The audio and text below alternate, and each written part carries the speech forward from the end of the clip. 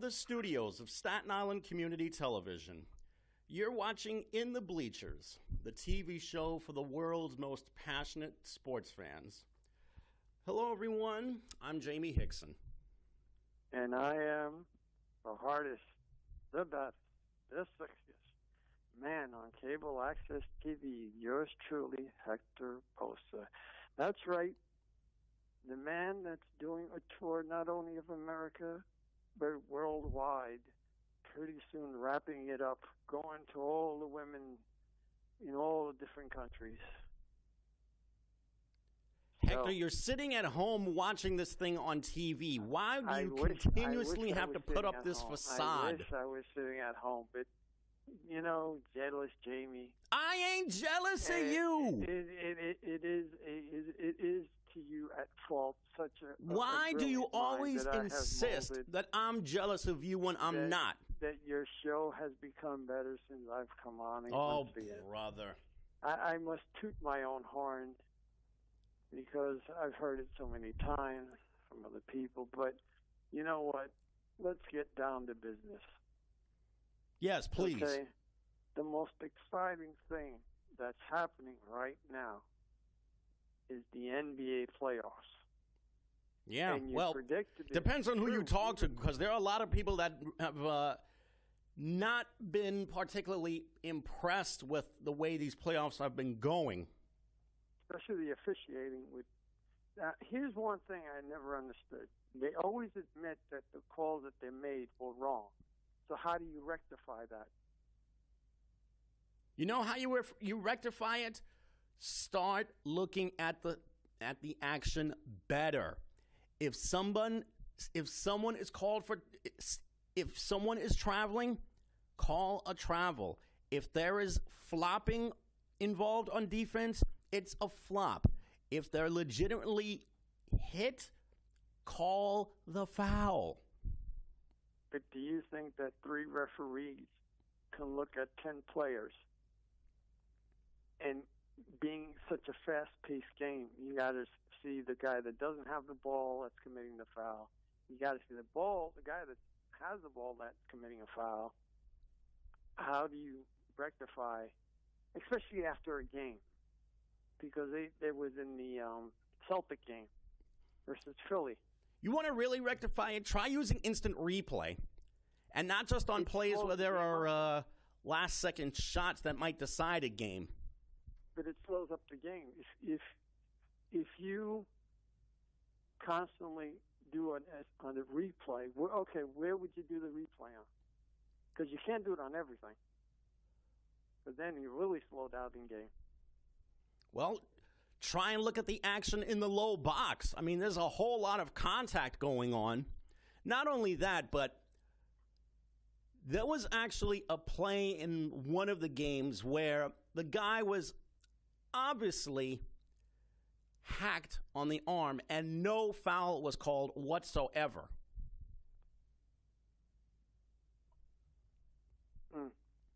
And the sad thing is, if you're not a superstar and you're not in your hometown, you won't get the calls. Yeah, which is something that I've never been happy about whatsoever. All the more reason why I say, if it's a foul, then call it. I know we don't want the referees to have to decide these things because the fans want to see the players do their jobs. But if there's contact, you can't let that go. Exactly. And remember, basketball is supposed to be a non-contact sport, and I've never seen.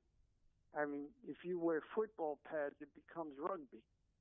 I mean, not that you have to wear football pads in rugby, because you don't wear football pads in rugby, but it's getting to the point where all this hand-checking, all this pulling on shirts, all this, when a person's taking a shot, the hand's part of the ball. Mm-hmm.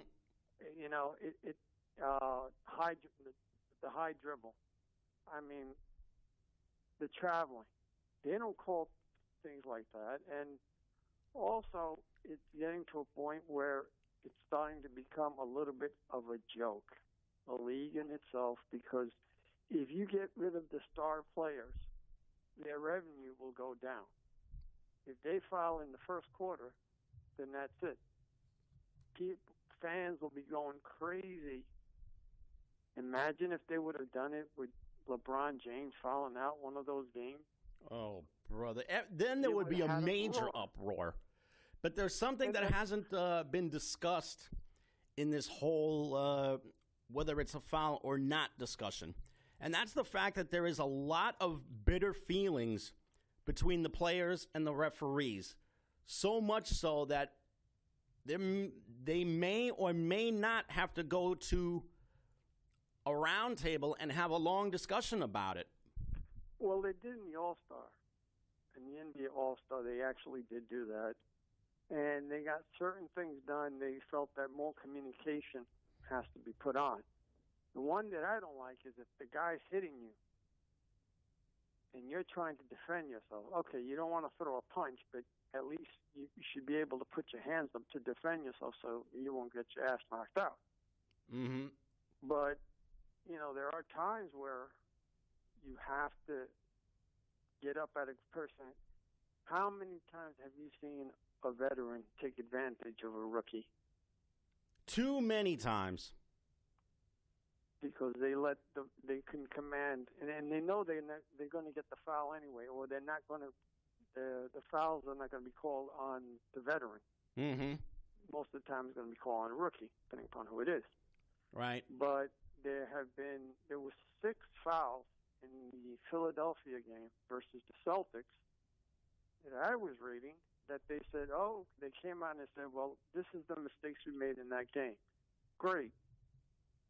But what good does it do? That could have been the turning point of Phillies still playing the Celtics because of those incorrect calls. Now, it's not going to be perfect, but it's those important calls. I wish they would call more calls instead of worrying about revenue and everything else going around. Now, I don't think. When was the last time a superstar in the first or second quarter got fouled out? I remember Magic Johnson fouled out of a playoff game. What was it? Almost 30 years ago, when the Lakers played the Suns, he was fouled out in the second quarter. Look at that! 30 years. You had to go back 30 years. So you mean to tell me that those star players are so perfect? The only person that probably didn't foul out was Clyde Frazier that I know of. Mm-hmm. And I'm sure there were more, but nobody's that perfect. Nobody. I mean, that's why they give him 6 fouls, but, it's ridiculous. But how do you see the Cavaliers or LeBron and the Cavaliers, as Saturday Night Live did it, versus the Celtics? Well, if they play the way they did yesterday, then this is going to be a really short series. And you see the way how LeBron detailed every single thing that happened in that second quarter. It just goes to show you, one, he is in every single play of every single game. And 2, the Celtics carved up that Cavalier defense like it was not even there yesterday. What's going to happen for Game 2? It's simple. The Cavaliers need to step it up defensively because the Celtics have so many different athletes that they could probably carve up guys like Kevin Love and all the others in a snap of a finger. And it's interesting because the Cavs, technically on paper, the Cavs are slightly better than the Celtics. I say slightly better because the Cavs have the more dominant superstar and a group of role players who are just good enough to help LeBron get to that 8th consecutive final that he's looking for and that 4th championship. But at the same time, whereas the Cavs have guys like Love and also Larry Nance Jr. and Rodney Hood and several other young players. The Celtics have Jason Tatum, Marcus Smart, and a whole cast. Jaylen Brown also, Aaron Baines, Markieff Morris also, who's a really good role-playing center. The Celtics are so much more athletic and so much more deadly defensively. I wouldn't be surprised if the Celtics came out of this series as the winner. I still say the Cavaliers can win this because they've got the more dominant superstar, and he's already proven that he can take control of not just a game, but an entire series as well. He proved that against Indiana and against Toronto. But they cannot embarrass themselves the way they did in Game 1. He's our era of Michael Jordan. He's the era. Now, you can't compare him to Michael Jordan because it was two different eras, two different types of how the way they call the game. Yeah, it's like comparing Jordan to Bill Russell. Or, Chamberlain. But here's an interesting thing. Now, James Harden and the Rockets. It's the Rockets, and it's versus the Washington. The Rockets and the Warriors tonight. The Warriors. They start their series tonight. Now, the D'Antoni magic, is it the players that are making him look good, or he just needed the right players that he can coach, or is it both? I honestly think that it's the Rockets' much improved defensive effort and the fact that they've got a much more seasoned and steady point guard that have really led that team to the best record in the entire not just in the Western Conference, but probably in the entire league this season.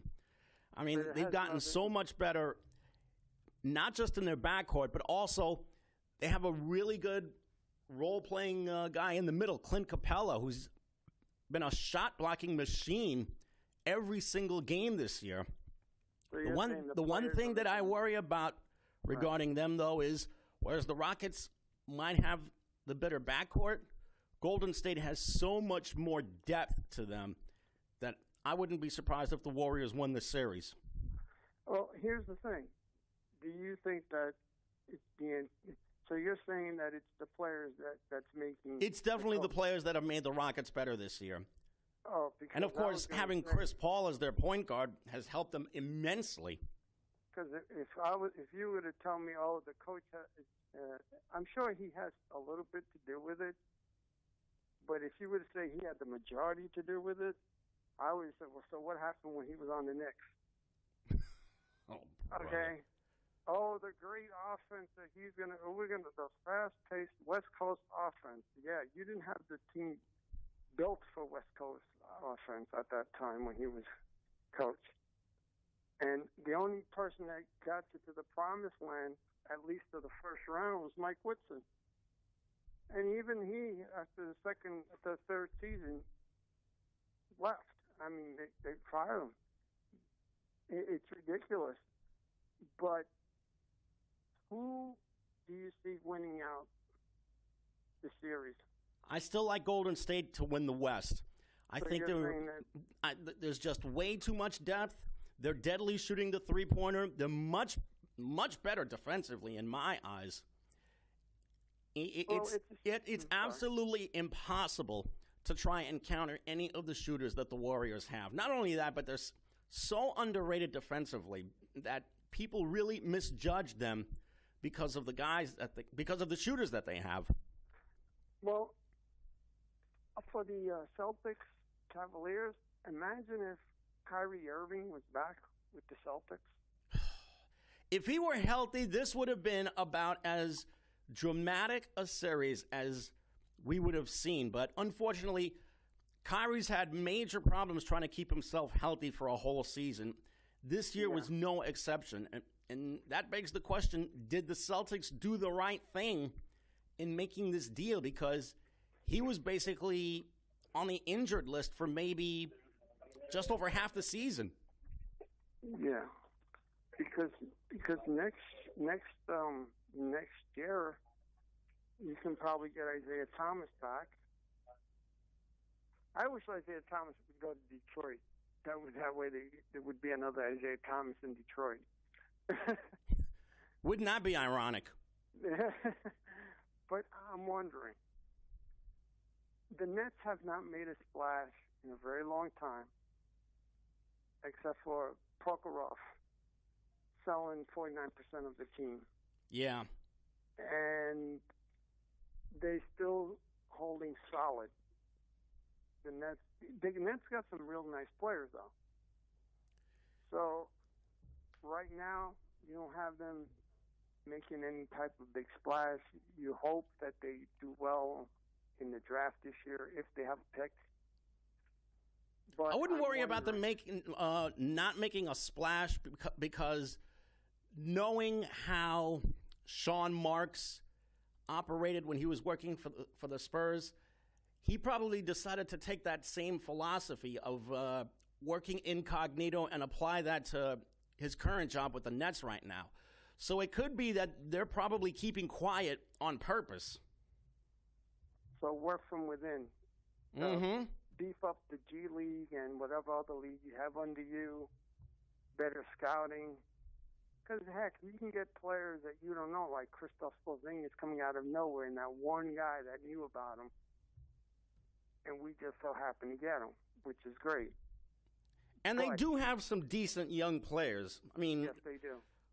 Who could argue with Rondae Hollis-Jefferson, a guy who basically has emerged to be one of their maybe three best players right now? Also, Isaiah Whitehead, a kid who's been going up and down between the Nets and the G League, that he's probably still trying to find his way. There's also the matter of Karis LeVert, a guy who can be a really good shooter for them down the road. If they can do something about their backcourt, because they are super loaded at point guard right now. I mean, there's Jeremy Lin, who was hurt the entire season, Spencer Dinwiddie, who really came into his own, and now suddenly is the subject of trade rumors because there have been some teams that have shown some interest in him because of the strides that he made over the year. But if the Nets can maybe cut down on the logjam at point guard and settle on somebody who can give them some stability, maybe they might be able to make a run at a playoff spot within the next couple of years. Would you get rid of Spencer Dinwiddie? If they can get a really good big man in return, or maybe a power forward, I probably would make that deal. Where would you see him go? Or do you know the teams that want him? I think he would be really good on a contender. Send him to, say, maybe New Orleans. Maybe he can back up Drew Holiday. Send him over to Houston. Maybe he can back up Chris Paul.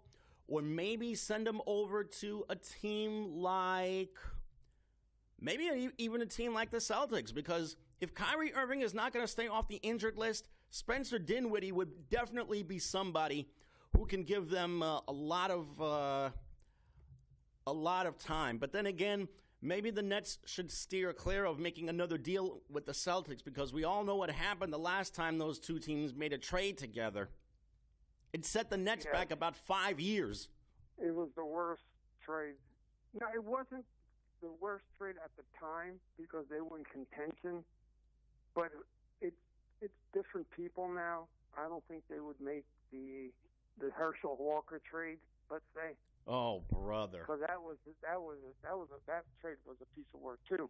All it got was a whole bunch of number one draft picks for the Cowboys. 3 Super Bowls in 4 years, and what did it get the Vikings? Nothing. Well, like I said. But here's the thing with the Knicks. The almighty savior now. We have the savior. We have the savior. If you're talking about David Cleaning Fizdale, house. I hardly think he is a savior for that franchise. Cleaning house. He doesn't want cupcakes on the team. He wants real men. And if he gets the coaches that he really needs, which would include Mike Woodson and two other popular coaches, where do you start the team? I mean, he's not even calling them. He's just calling them guards, which is, not shooting guard or off guard, just guard. Yeah, because he likes to see his guards not just work off the dribble, but he also wants to see them work without the ball. He wants to see his guys have some versatility, which is understandable because you need to have guys be able to do more than just one job. At the same time, who's going to be the one that has the head? Like Larry Brown used to say all those years ago when it came to his point guards. He always used to say that his point guard, he didn't have a point guard with a head. I think that the Knicks guards right now, they're okay. They need a forward or a versatile center forward. But is he the coach that can get you back on track? Because everybody seems to like this guy. Everybody really does like this guy. In fact, there was a lot of uproar when Memphis fired him. Now, do you think that he can bring star players that'll want to play for him? Or do you think that they'll stay away from him? If you're asking if he can bring LeBron James over here, the answer is no. He's already made it loud and clear. He's not going to talk about where he wants to go, but I'll tell you this. The one time that he did meet with Nick Brass, he couldn't wait to get out of there. And the second time he was a free agent, didn't even so much as give them a courtesy call or answer their interview request. What makes anybody think LeBron James is going to be making his way over here, especially at his advanced age? I mean, granted, he's still top of the line as a player, but there's going to come a point where he is going to break down physically. At the offset chance, it's because he wants to play for the coach. Because now, no, I'm not talking just about him, but do you think he can bring any star players that want to play for him? Because there seem to be a lot of players that would love, since they enjoy him as a coach, and they seem that they would like to play under him as a coach. And just pray tell, who are these star players that supposedly want to work for him? I'm just asking, do you think he can pull a star player that would want to play for him? Or do you think they're just going to stay away from him altogether? Or do you think that people are going to wait until the draft pick, see what happens in the draft pick, see how Porzingis comes back, see how the Knicks mature with him? Do you think that in 2019, do you think it has to happen then to see where... I mean, they'll definitely listen to him. They'll have a conversation about it, but at the same time, do these players really think that they can win a championship here in the near future? I don't think so. Is LeBron going to be here? No. Is Kevin Durant going to be here? No. Is any other superstar free agent going to want to make their way over here? No. Is Chris Paul going to make his way here? No. Probably Lowe. We have the best chance for him. Who? Lowe, is it? Kevin Love? No. Not Kevin Love, please. Kevin Love couldn't play defense to save his life. No, the Knicks need defenders. They do not need somebody who is incapable of even guarding a light pole. is it Kylie Lowry? Kyle Lowry? Yeah. That's debatable because Kyle Lowry had probably the worst playoff series of his career. He basically got his head handed to him by the Cavaliers. And being the poor coach that got fired too. But I was not happy about that. Dwayne Casey did everything for that franchise, and all he got was a pink slip. Completely unfair to see this guy get canned.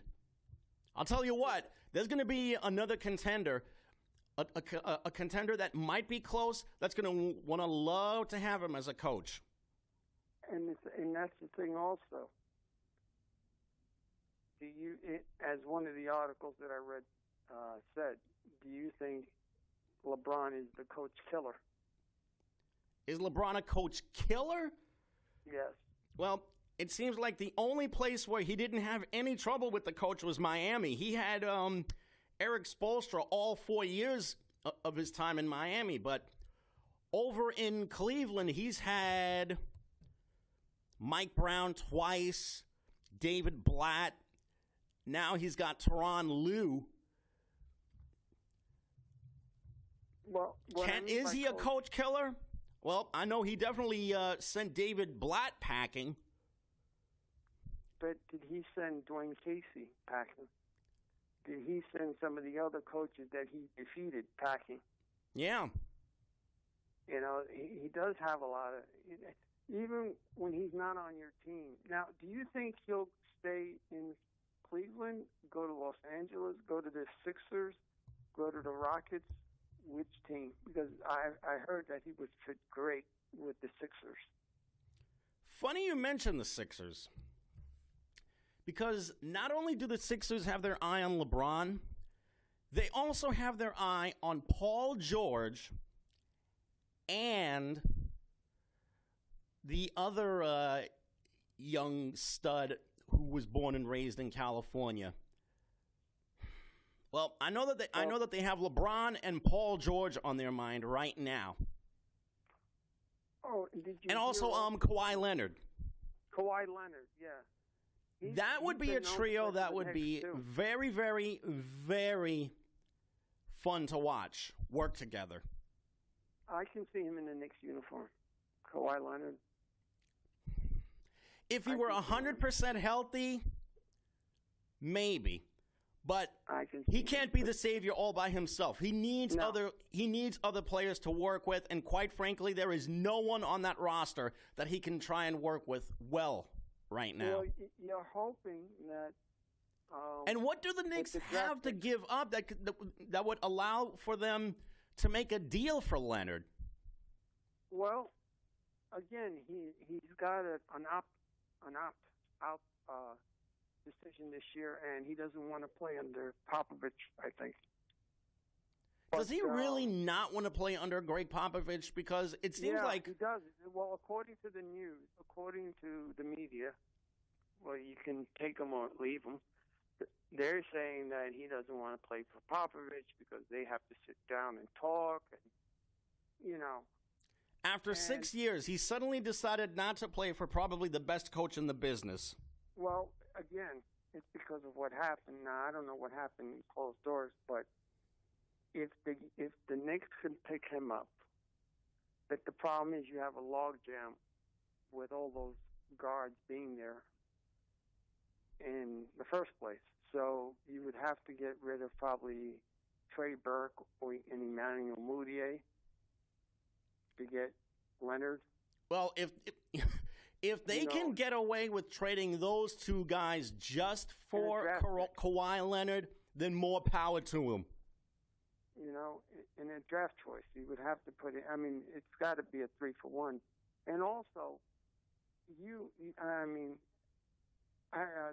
they're going to wear the number 33 to see if they get the number 1 pick. The New York Knicks. Oh, brother. Good luck with that one. If you had I don't see them going any higher than number 9. They can still get a good player at number 9, but not the number 1 overall pick. if you had the number 1 pick, from 1 to 3, who would be your top 3? Marvin Bagley Jr. from Duke. Possibly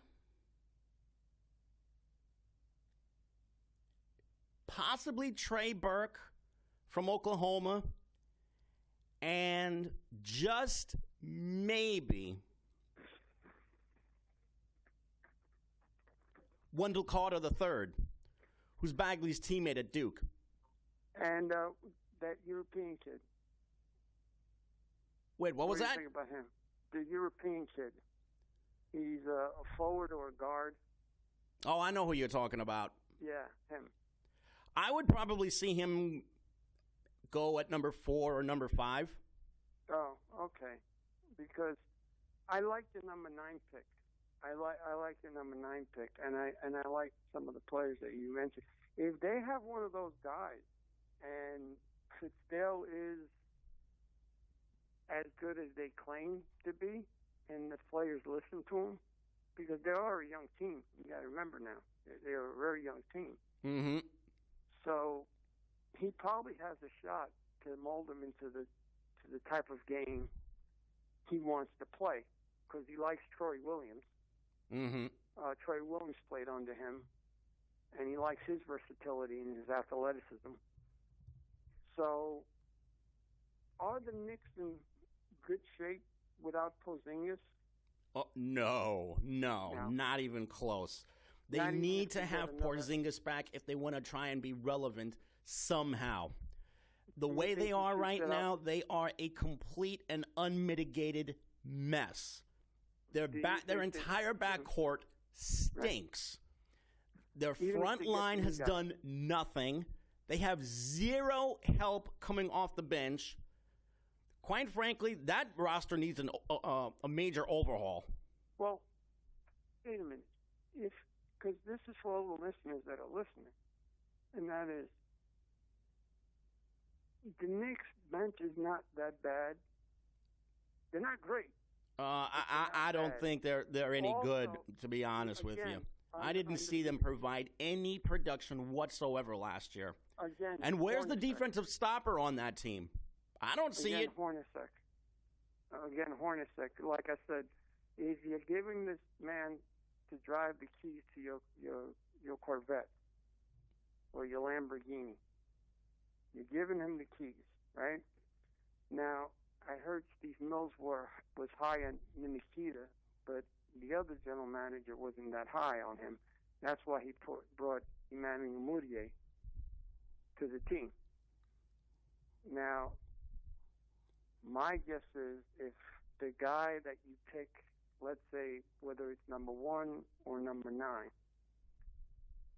that number 9 pick, if they pick it the right way, should be a very good play coming off the bench. I mean, he should be an automatic starter. Possibly, but that's not really a guarantee. Now, also, would you sit out Porzingis for a year, or would you bring him back? Wait, what was that? Would you sit out Porzingis for a year, or would you bring him back? It depends on his health, because if he's able to bounce back from his rehab 100%, he should obviously be allowed to return. But if he's not ready, it also shows the severity of that injury. And if he has to be out for a year and a half because of a mangled knee, then that just goes to show you not only is he not ready, should the Knicks even contemplate giving him a contract extension? I mean, should they give a 5-year extension to a guy with a bad knee? I don't think so. Well, according to LeBron James, Dennis Smith Jr. should have been on the team, and he's got a bad knee. Yeah, he wound up hurting his knee in high school, and he had one great season at North Carolina State. Then he goes to Dallas, and he becomes one of the very, very, very few shining stars that they had this year. Exactly. So, that being said. But then again, the same thing can be said about Donovan Mitchell. And he wound up getting drafted by Utah, and look what he did with that team. He took them to the playoffs. Now, the one question that I do have, and that would be, if the Knicks tank next year again, because if you bring back Porzingis, and let's say they have a real good record that they may have a shot at the playoffs, I think they're going to make dumb moves to try to get people to try to get to the playoffs instead of just staying their course. Because Porzingis wanted them to win now. They're starting finally to build the way they're supposed to build. If they do it right, I don't mind losing. It's like when people say, I can't stand paying taxes. I don't mind paying taxes if I get what I want out of it. Better roads, better school systems, better health care, But right now, you have a Knicks team that's in a bit of a disarray. Is the guy, let's say they get number 9 or number 8. Can it improve the team? Yes. Now, next year if the Knicks don't make the playoffs, it's going to be a different format, right? For draft picks?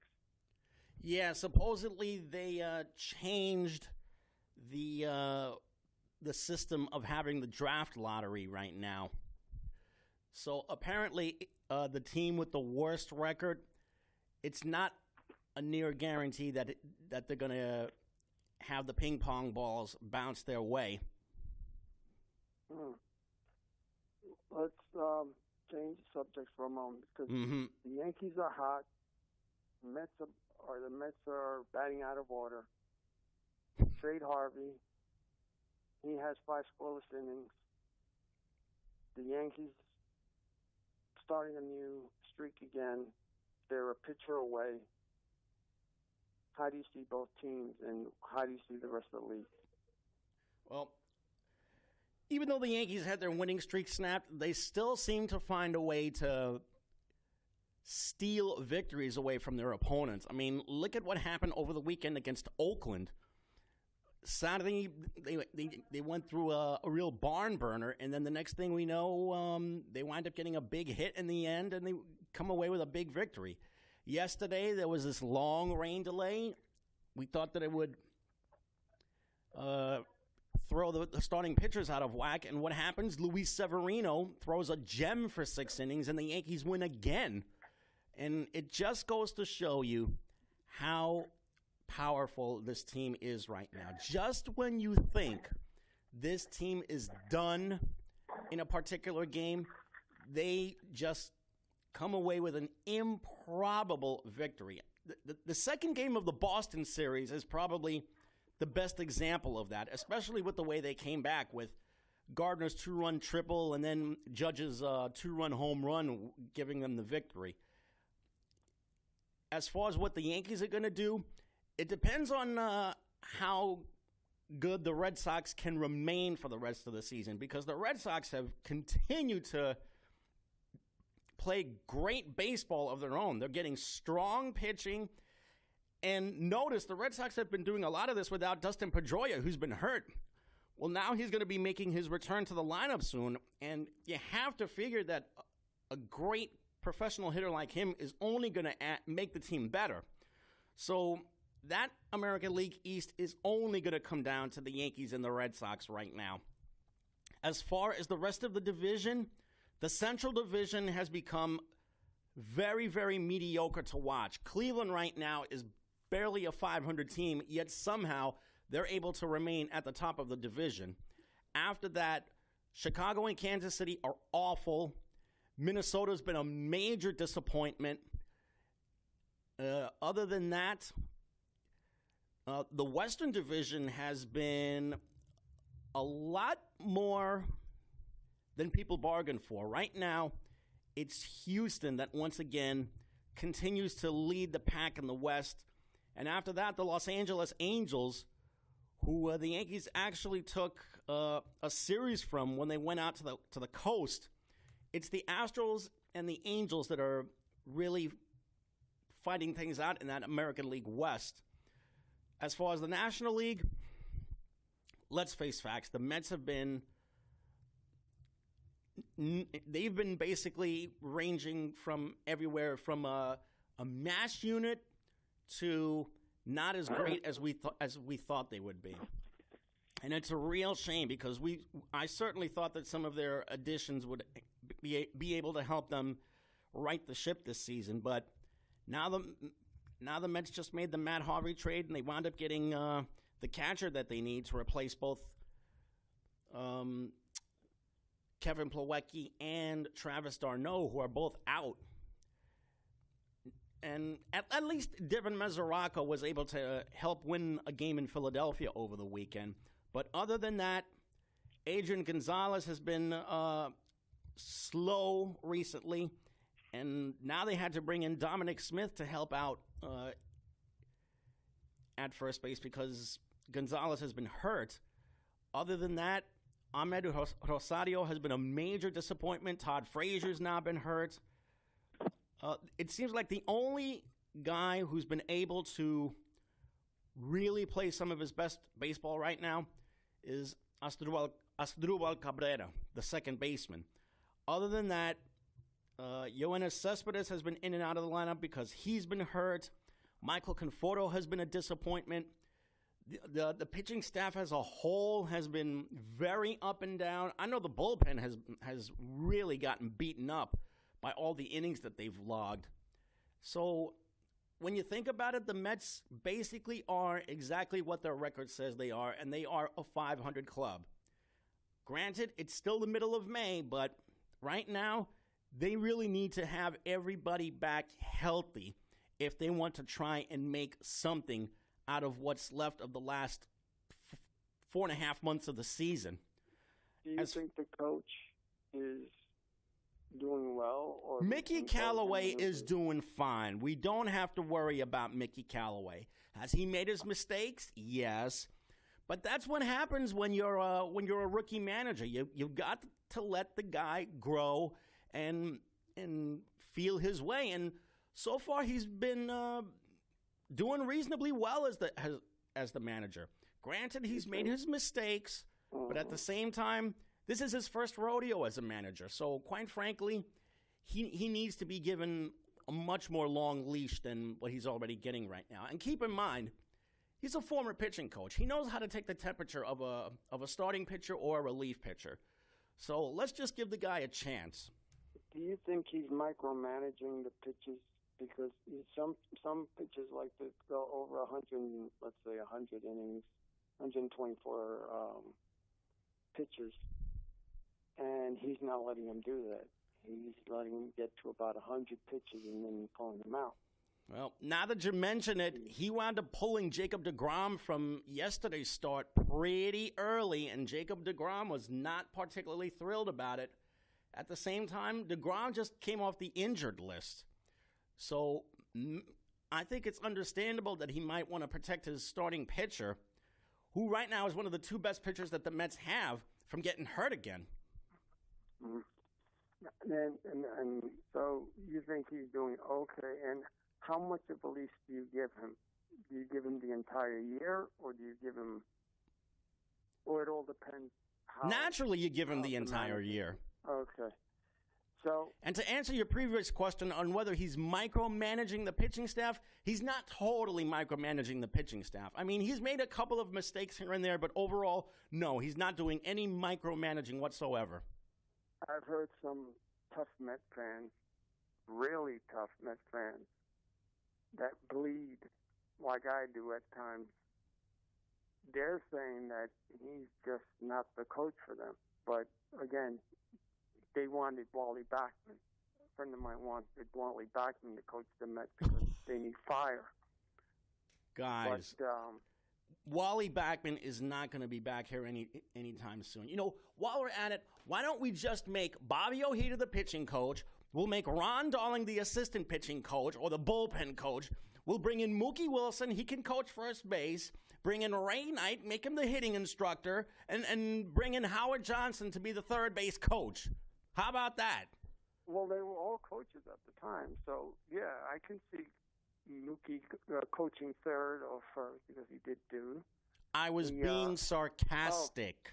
Oh, okay. Because I would like to see that, actually. Wally Backman is not coming around here anytime soon. No, this is just an example of some ungrateful and, quite frankly, paranoid Met fans who want to scream that the sky is falling, all because their team has fallen to 500 now.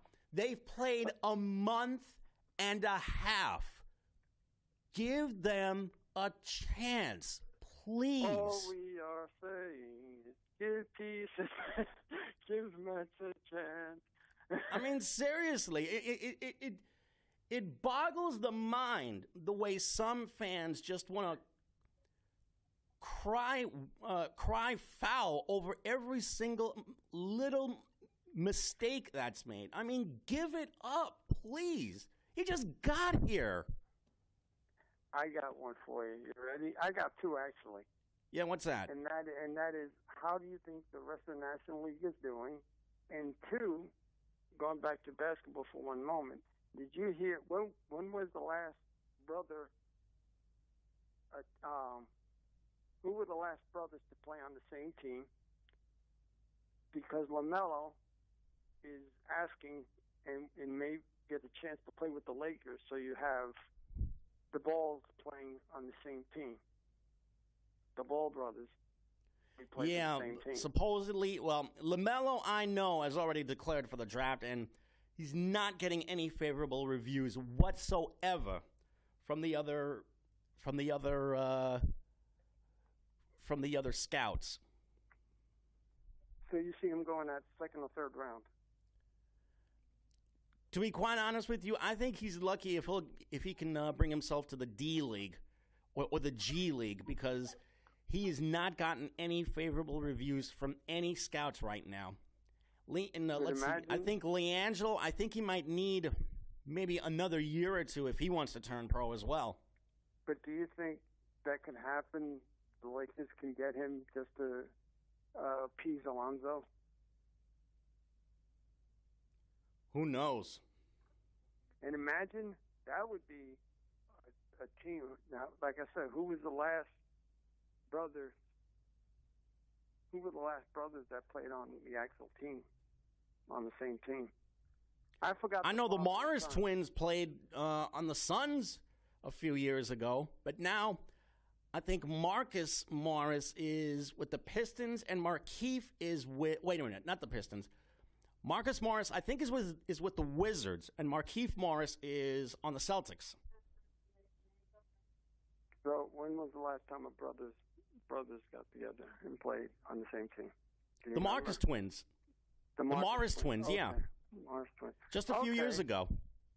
So that, if it happens, then you got the father. That's right. They're all going to the Lakers. That's right. They're all going to the Lakers.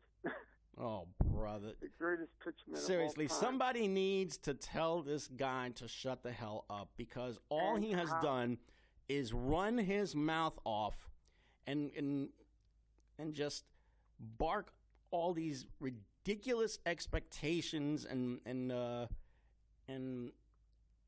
messages for his kid. He's already proven that he's become a really, really, really bad influence on 2 out of his 3 sons, because for one, he pulled his youngest son out of high school, all because he didn't like the way he was being used on his high school team. So that was his first mistake. His second mistake was actually thinking that he could start his own professional basketball league for kids who are coming out of high school. No high school prospect with even 1/4 of a brain is going to consider anything that ludicrous. And if they did, they would probably want to go to the G League or maybe go to college first, then go to the NBA. Those are for people. I can understand for those people that don't want to or can't go to college. I could understand having a league for them. I could understand it. But the National League teams, how are they faring? The National League, you say? Yes, the National League. Well, the Central. And right now, Atlanta and Philadelphia, two of the youngest teams in the league, have really had a slugfest for that Eastern Division lead. So far, it's been Atlanta that's grabbed the Eastern Division by the throat, mostly because of the young kid that they wound up calling from the minor leagues. He's already come on like gangbusters for them. As far as the Central Division, the Cubs are still struggling a little bit. The Cardinals have done reasonably well, but so far, Milwaukee has had the best team in the Central Division. Pittsburgh and Cincinnati have been major disappointments. Cincinnati is the worst team in the National League by far. Out west, it's Arizona that leads the West. Then after that, San Francisco's contending a little bit. The Dodgers are teeter-tottering right around 500. Colorado's been a disappointment. And San Diego, as always, bringing up the rear. So right now, if I were to tell you who the best team in the National League is, it would have to be either Arizona or maybe Milwaukee. And then Atlanta and Philly would be third and fourth, respectively.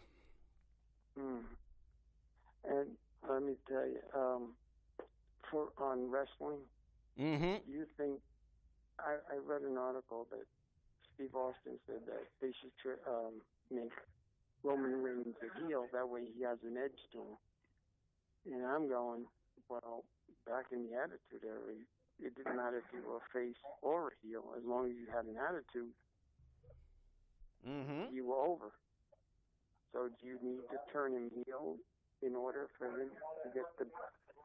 That way you can turn him face again? What you do with him is there's John Cena, Nikki Bella, a ruse, and that's it. What do you think? Well, let me put it this way. I always did see Roman Reigns as a heel type. And you consider the fact that that the fans hate him with a burning passion, although I still don't know why. Naturally, that kind of talk would have to be made. But they have to give him the right storyline in order for that transition to happen. And the Nikki Bella, John Cena thing now, was it a ruse, you think, or is it real? Oh, I couldn't even begin to tell you right now. First off, if John Cena really did love this woman, why did he and Nikki Bella break up in the first place? Like I said, it could be a ruse. Who knows? But football, Jets, Giants, and everything else, you're hearing rumbles and rumors. What are you hearing from the Jets? What are you hearing from the Rangers? Well, I actually just heard that, well, first off, the Giants continue to keep themselves extremely busy, making one move after another. They already made it clear that Saquon Barkley is going to be the guy coming out of the backfield. So they released Paul Perkins even after he wound up getting shoulder surgery. That's number one. Number two, the Jets actually wound up getting some offensive line help just recently because they wound up getting I'm trying to get this story from one of my apps here on my phone. So let's see.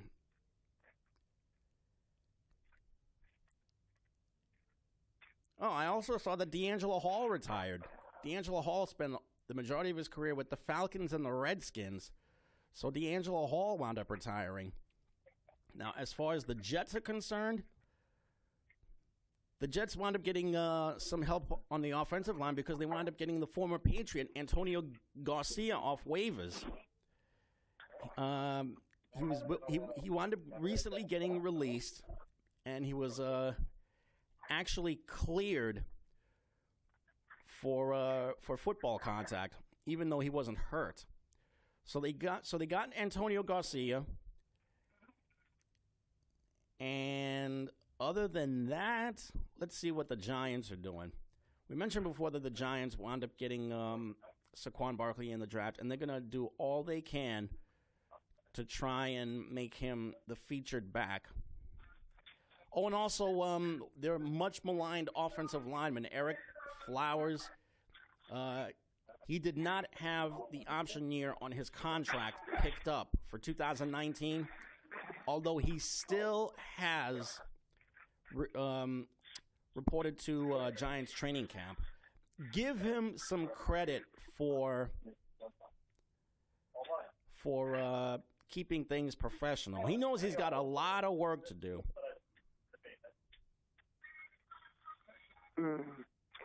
Let me ask you something about hockey for a moment. Do you think the Rangers, Islanders, or Devils are making any significant trades? Not at the moment. I mean, we'd have to wait until July to see if they're going to have some really, really interesting or intriguing moves to make.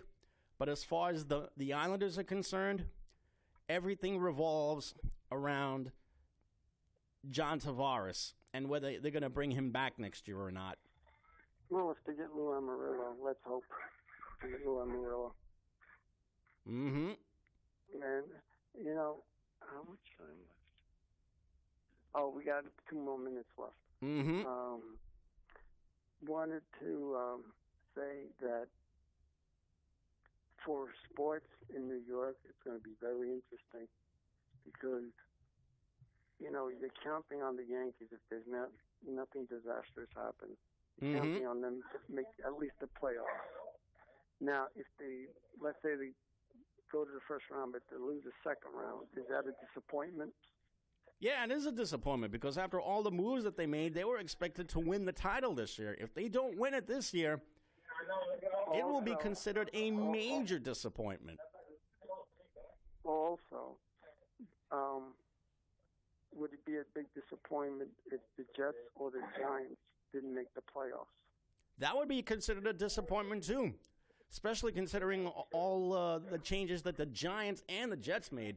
Although the Giants, the changes that they've made have been just astronomical. I mean, they've gotten rid of guys left and right and brought in a whole slew of newcomers.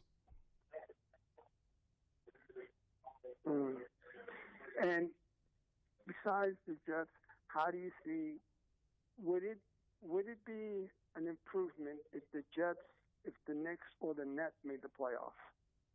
Oh, that would be more than an improvement. Every single fan would be doing cartwheels right now. It's not going to happen, especially with the way the rosters are built right now, but on the slim chance that it were to happen, all the fans would be doing cartwheels, although you've heard me say this before. It's not a complete season if there's no championship involved. Yeah, but you have to start somewhere. You're not going to be going, okay, well, you know, they haven't made the playoffs in a while.